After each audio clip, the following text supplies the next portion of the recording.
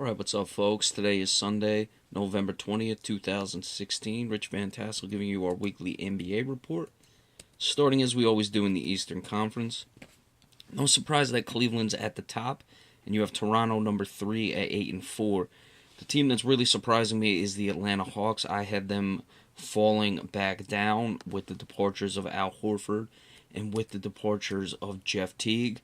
We look at some of the guys who have to pick up the slack. Obviously, Paul Millsap was already there. He's having another solid season. He was very good last year. Not quite at the level I would say he was last year. This year, 17.3 points per game, 8 rebounds. You look last year, 17.19 rebounds, so he's falling off a little bit in the rebound department, picking it up just a tad in the points department. But Paul Millsap is a very good player. Of course, the other guy would be Dwight Howard as well, but Dennis Schroeder also, or Dennis Schroeder, however you want to pronounce it, replacing Jeff Teague, 15.7 points, 5.9 assists per game. So that is certainly not what I expected. I knew that the team liked Dennis Schroeder. He'd certainly shown flashes in the past, but he has definitely picked it up. And Dwight Howard, say what you want about the guy, he's still putting up a quality season, 14.4 points, 12.9 rebounds, 1.7 blocks. I mean, you just don't get those numbers from a lot of guys in the league. And I don't know if Budenholzer's got him focused. I don't know what to do. Not that he's never been focused, but just has him buying into the team. Whatever it is, but Dwight Howard, certainly he's back home in Atlanta. And the Hawks are looking good. Charlotte 8-4, number 4. Chicago Bulls 8-5. Boston Celtics 7-6. They won a road game last night. Got throttled by the Golden State Warriors. We'll do the Celtics report later, and then the Pacers and Magic round out the top 8 at 6-7. Pistons 6-8. New York Knicks 5-7. Let's see if the Knicks can finally get rolling. You look at the team like the Magic, however, who are the eighth seed, and again, it's way too early to really discuss playoffs, but they're minus 7.3. Celtics are still in the minus at minus 0.7 of a point. The Knicks, in comparison, are minus 4.9. So, and the Knicks have gotten blown out in a couple of games this year. So that's certainly something the Knicks can look to. I mean, not that minus 4.9 is good, but you can certainly develop that. Then Milwaukee at 5-7. Miami really falling off with Al Bosh and Dwayne Wade. Brooklyn 4-8. Not much expected of Brooklyn this year. They've lost 3 straight. Let's see if they start coming back down. They're minus 5.8. Washington, very surprising, 3-9. I was expecting a lot from this team last season. This year, it's just not working out. Let's see if either Wall or Beal will be on the move. John Wall, though, hey, 24 points a game, 8.3 assists.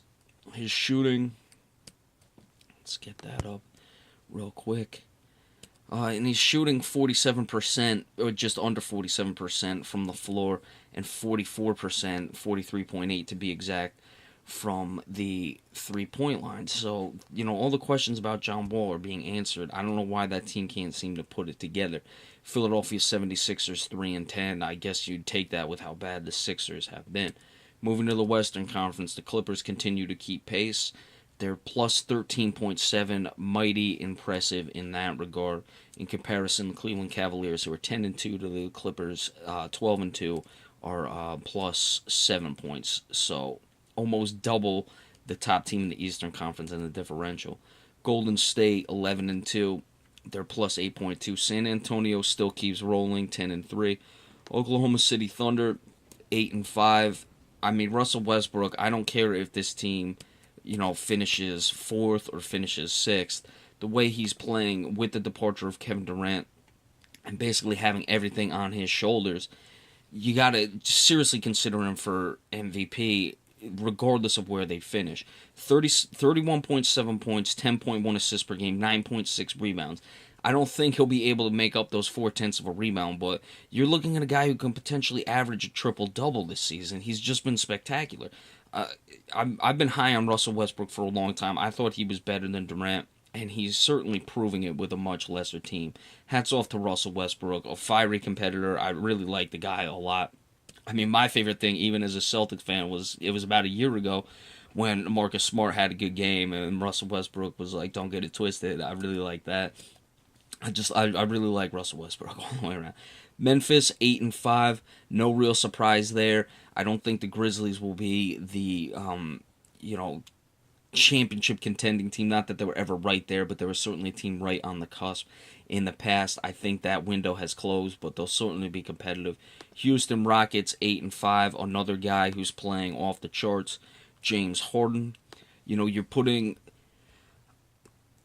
how do I put this? Well, let's look at Harden's numbers first. 28.7 points, 12.5 assists per game. So, I mean, him and Russell Westbrook, two guys who played together in Oklahoma City, you're looking at, people may have said ball hogs, the ball stops with them. But you know what the teams did? They said, hey, okay, we're going to get rid of other guys who may need the ball. Kevin Durant, though Oklahoma City would have loved to have kept him, or Dwight Howard in this situation, leaving Houston. He said, you know what? These guys love to have the ball in their hands. Fine, we're going to make everything about them and go from there. And hats off to Mike D'Antoni getting them started. But, I mean, the 12.5 assists per game, James Harden is just playing out of his mind. So two guys right there are certainly the front runners for MVP in my consideration, but still not even a quarter way through the season. Lakers 7-6, give them credit. Portland Trailblazers at 7-7. I was expecting a lot more than them. They're minus 5.7 in the point differential. They're giving up 112, over 112 points per game. Utah then 7-7. Then it really starts to fall off in the Western Conference. Denver 4-8, Minnesota 4-8, Sacramento 4-9, Phoenix 4-10, New Orleans 4-10, Dallas. The fall is coming 2-10. Out of all those teams, after the Utah Jazz, who are the ninth, if I'm looking for a team that's really going to push any of those top 9 teams, it'd be Minnesota, that is. I'd expect the Lakers to fall off a bit. Denver, I don't think, is there, and I'm expecting a lot from the Minnesota Timberwolves, but it's still not coming together for that young team. The power rankings, Clippers still got to be number 1, 12-2, best record in the league. Their differential is proving that they're head and shoulders above everyone else. Well, maybe not shoulders, we'll just say head at this point.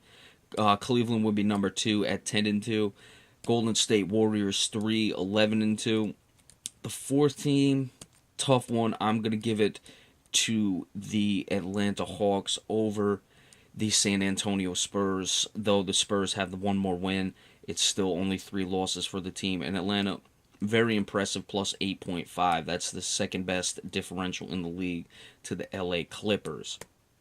All right, so that is the weekly NBA report for today, November 20th, 2016. Remember, I will also be doing the Celtics report in a little bit, and you have the NFL game recaps coming up later today. Be sure to stay tuned for that, and I appreciate all subscriptions. Thank you all so much. Enjoy your Sunday.